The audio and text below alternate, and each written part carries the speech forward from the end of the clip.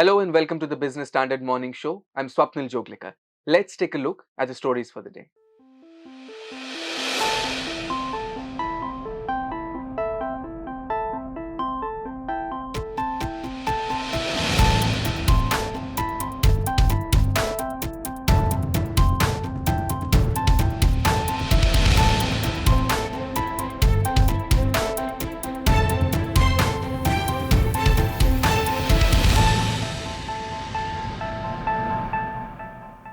At an event on Monday, Maruti Suzuki chairman R.C. Bhargava emphasized that taxes on motor vehicles in India have historically been among the highest in the world and need to be rationalized. But can India afford to loosen regulations and tax ceilings on car ownership and have as many cars as the US or China? Is our infrastructure prepared to take on higher volumes of traffic? Debar Sanyal's story has the answers.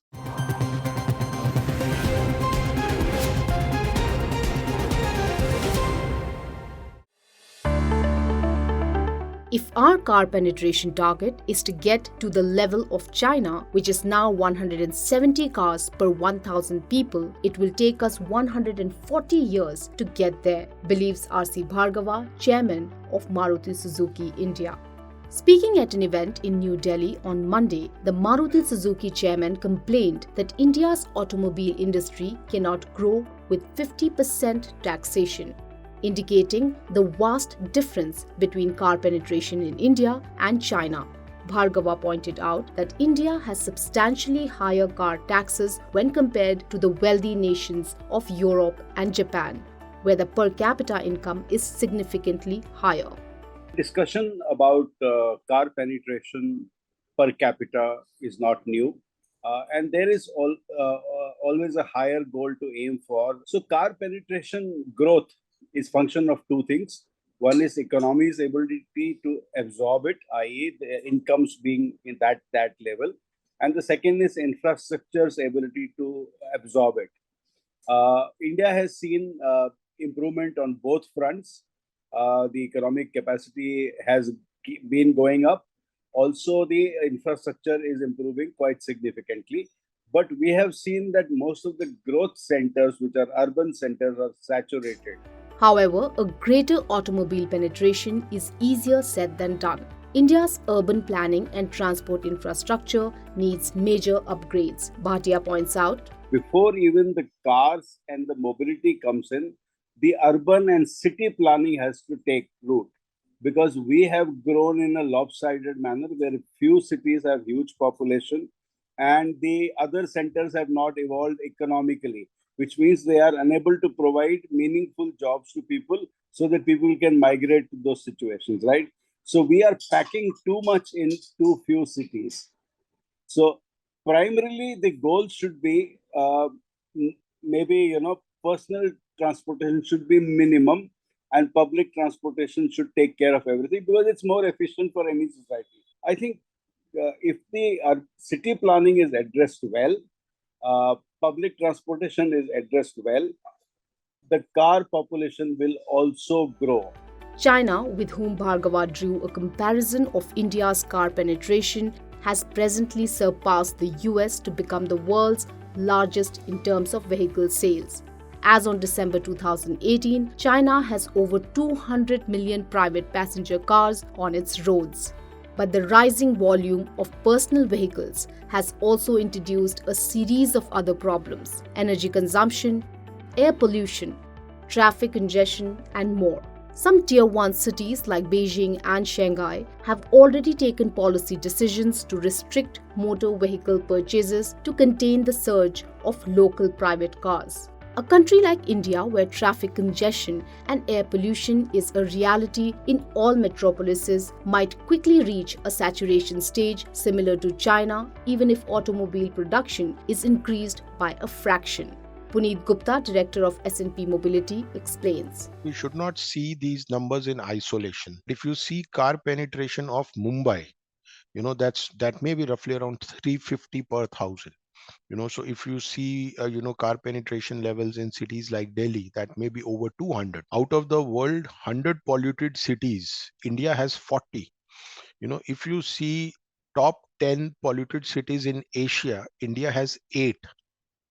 If we see the world most populated city is Delhi. So I don't know if we really want so many of cars on the road, when we really can't even breathe the air. So I think in a country like India, we need not go behind Western markets, or we did not go behind China, but I think we really need to see that how shared mobility, can address the need of particular category of consumer. Gupta believes that the government should focus on incentivizing cleaner and more efficient cars rather than a wholesale reduction of automobile taxes. So cutting the taxes may not be a perfect solution. So maybe a lot of car manufacturers may not like this, but like this statement. But at the end of the day, what is really important is that where the government really need to support the transportation industry or the mobility industry is in terms of providing incentives or support. For example, electric vehicle is one area. This will make our cities little livable. So obviously, when you really need to make 1.2 billion people mobile, you can't do it with cars, or even you can't do it with two wheelers, right? So you really need public transportation. Maybe electric buses is a great solution, to this alternative. Maybe metros, is a great solution to it. Tax realization on personal vehicles may incentivize car penetration in India. But before that, governments at municipal, state, and the center should ensure that India has the infrastructure to accommodate the added volume of traffic. Instead, incentivizing cleaner alternatives and efficient public transport seem to be the order of the day.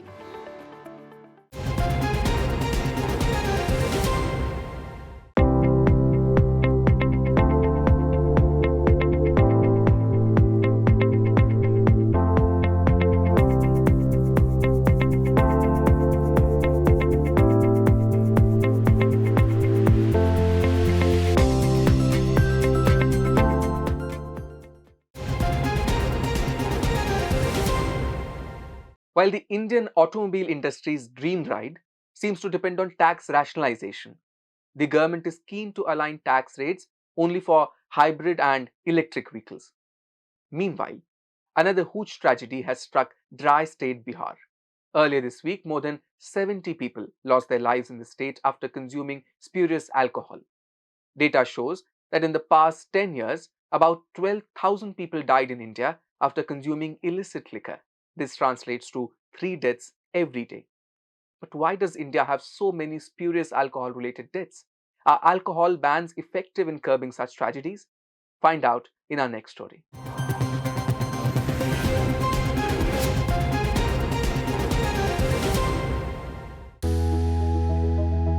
It was April 2016. Bihar took a bold step to ban all types of liquor in the state. But a national family health survey for 2019 to 20 revealed that Bihar consumes more liquor than Maharashtra. The latest hooch tragedy in Chhapra once again raises questions on the state's prohibition policy. Hooch, the deadly alcohol, was pegged at 23,466 crore rupees in India in 2019 to 20, according to a FICCI report. Unlike the popular alcohol brands, Hooch has the risk of containing methanol in high quantities, which is fatal if consumed. The safe form of alcohol is ethanol. Another reason that makes hooch dangerous is adulteration. It is adulterated with organic waste and battery acid, among other deadly additions. So why do people continue to consume it? There are two aspects of it. One is there is a demand. Why there is a demand? Because they need it. Because they know that it is accessible and it is available. But as you said, it is deadly. They know it, but there is a tendency of a human body or tendency of the person that they want to take a risk out of it. But they don't have the money to buy something which is the standardized quality of the alcohol which is available. So naturally the risk is so high, and at times they are ready to take it, which is very unfortunate. 4 Indian states, Mizoram, Gujarat, Bihar, Nagaland, and a union territory, Lakshadweep, have prohibited the sale and consumption of alcohol.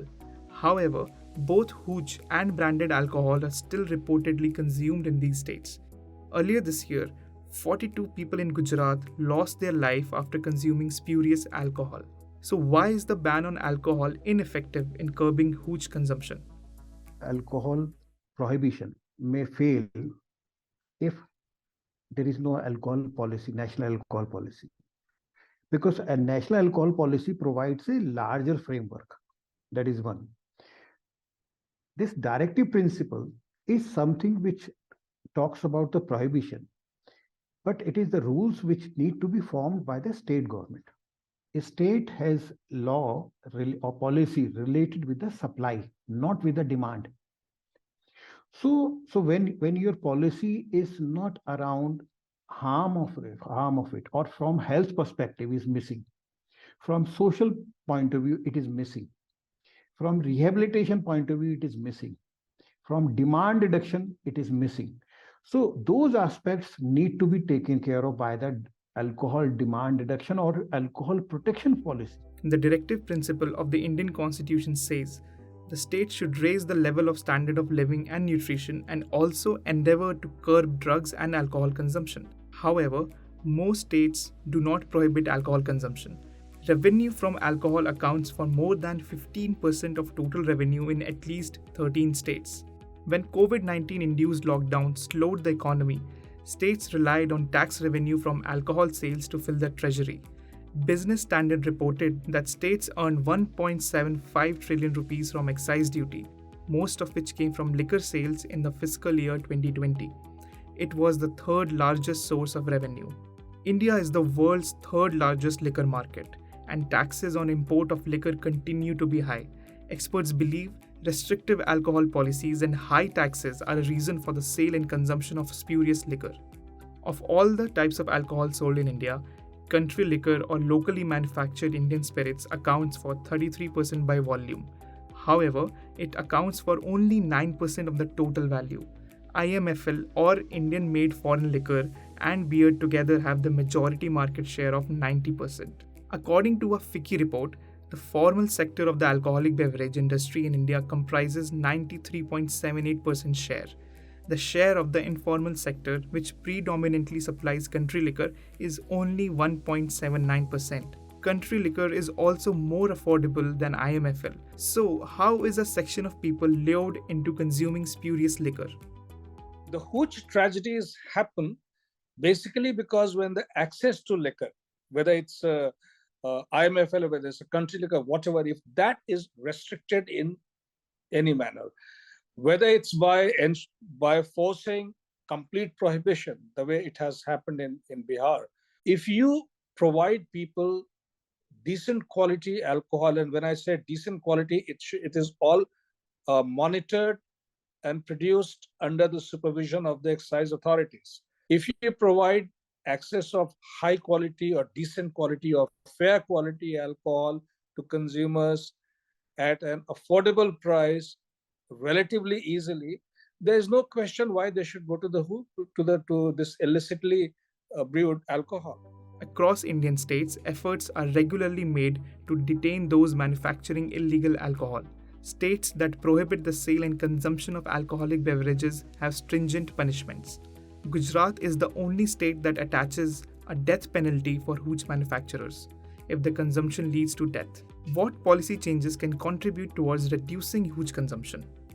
So the first thing the government should ensure that ensure the lowest hanging fruits in this, which is the availability of legal selling points. The second thing doable is that allow all the alcohol which is going through which is available to the consumers in these outlets is very closely monitored. The third question is the price point. Now we are in a situation where the taxes in India are probably the highest in the world. So the states also have to think of looking at alcohol not only a source of revenue, but also put in sufficient measures to ensure that the untoward incidents, such as the hooch tragedies, do not happen. Deaths due to the consumption of illegally manufactured liquor are not limited to Bihar. Across the country, reports emerge of people succumbing to such tragedy. A national alcohol policy framework can help states to curb the manufacture and sale of hooch. Access to legally manufactured alcohol may help drive people away from hooch. It remains to be seen how India, which is one of the largest liquor markets in the world, maneuvers its way through it.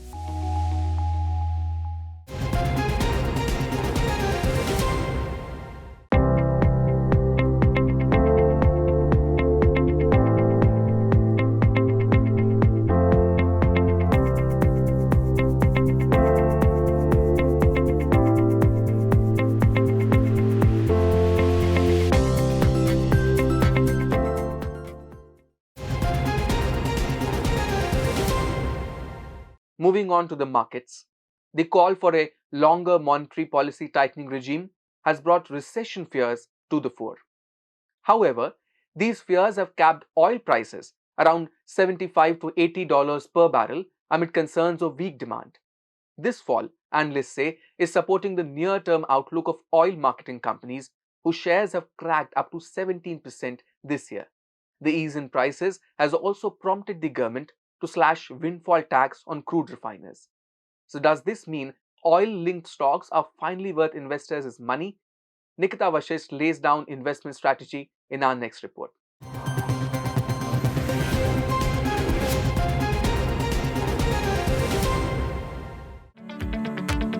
Oil marketing companies may finally be turning the corner after a tumultuous 2022. Their marketing margins improved in December. The margins reached a 10-month high of 2.4 rupees per litre on December 13, reversing course after 8 straight months of decline. Street watchers have started upgrading stocks of Hindustan Petroleum, Indian Oil and Bharat Petroleum as sharp correction in crude oil prices and turnaround in diesel marketing profitability make them attractive.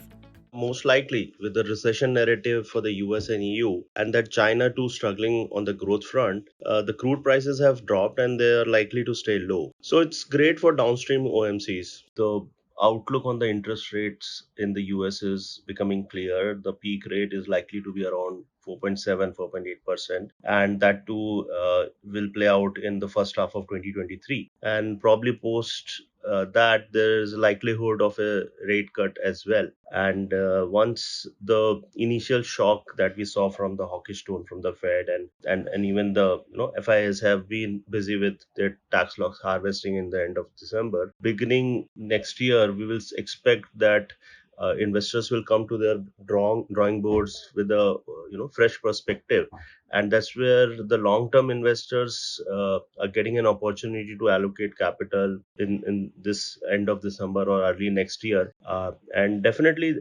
this which will give them time to buy into some of the attractive opportunities like this. But definitely this does not apply for low tolerance investors.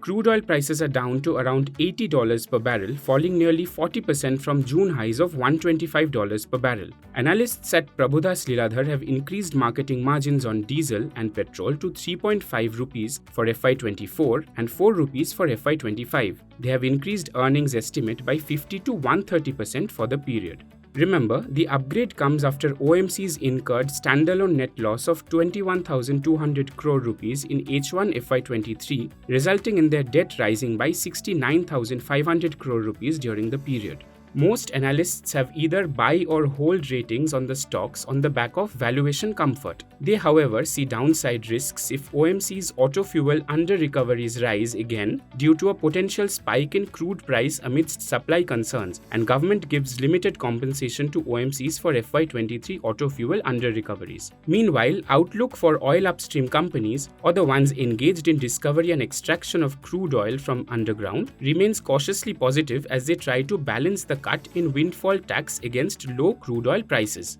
Global oil demand over the next few quarters may remain stable due to gas to oil switching and China reopening, partly offset by weak oil demand from European and Asian petchem sector. However, there are several supply-side concerns, including G7 imposed price cap of $60 a barrel on Russian oil and EU's embargo on import of Russian seaborne crude that came into effect from 5th of December, and embargo on import of Russian oil products which is effective from 5th of February 2023. OPEC plus strong pricing power amidst low inventory could also support oil prices. A cut in windfall tax could support revenue and profitability of upstream players. We do not think oil prices can remain below $70 a barrel for long.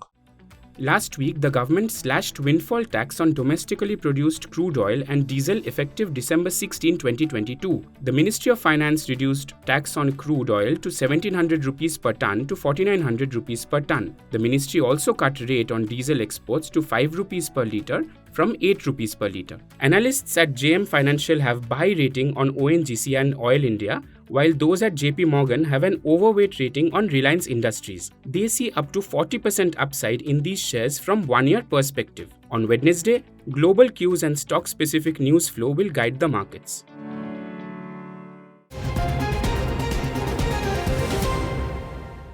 Believe it or not, the smartphone you can't live without knows you better than you know yourself. Our digital interactions via mobile and connected devices allow them to gather piles of data that we may not even know about. It's not surprising that our digital footprints today offer a treasure trove of data to marketers and forensics investigators. You'll be surprised to know how they leverage digital profiling to their advantage. Here's a report.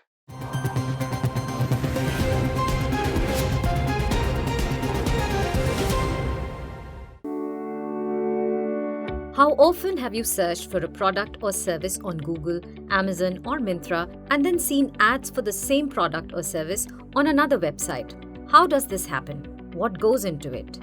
Digital platforms gather and analyze all the information related to individuals that exist online. This could be related to personal characteristics, behavior, social interactions, affiliations, or connections. This process of gathering and analyzing information is known as digital profiling. Digital profiling is helpful in marketing, recruitment, institutional security, and also criminal justice. So far, advertisers are the biggest beneficiaries of digital profiling. It helps businesses find their target customers by mapping their interests and browsing behaviors. Take the example of Google or a social media platform like Facebook or Instagram. They all use digital profiling. It helps them bring the most relevant advertisements to your mobile or computer screens. It makes advertising more efficient by bringing potential customers and advertisers closer. It also increases the chance of converting these prospective customers into actual customers. This conversion is the most important aspect of digital profiling from an advertiser's perspective, giving them maximum bang for their buck. Digital profiling also helps recruiters and hiring managers find and evaluate potential employees. They use digital profiling in combination with traditional methods of candidate vetting like interviews and resumes. They evaluate candidates' digital profiles or online footprints before they make a decision. Recruiters may use social media sites for professionals like LinkedIn, where users can create profiles that appeal to potential employers. Social media activity can positively and negatively add to a candidate's digital profile as social media analytics become a larger part of recruiting efforts by employers. Digital profiling is also used to identify suspect employees to ensure an institution's or a company's security. This helps ward off an insider threat. The company may use digital profiling to assess any risk the employee may pose. Online behavior and other information may help them analyze this risk. Digital profiling may also be used to identify suspected criminals and people of interest in criminal justice. In some countries, law enforcement officials work with forensic psychologists and combine a digital profile with other information that is known about an individual.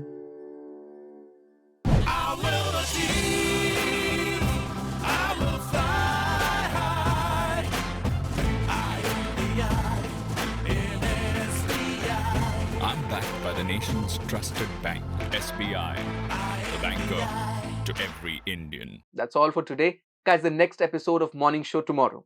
Thank you for watching. If you like this video, share it and subscribe to Business Standard. For more news, views and insights, log on to www.business-standard.com. Do also follow us on YouTube, Twitter, Facebook, Instagram, Telegram and LinkedIn.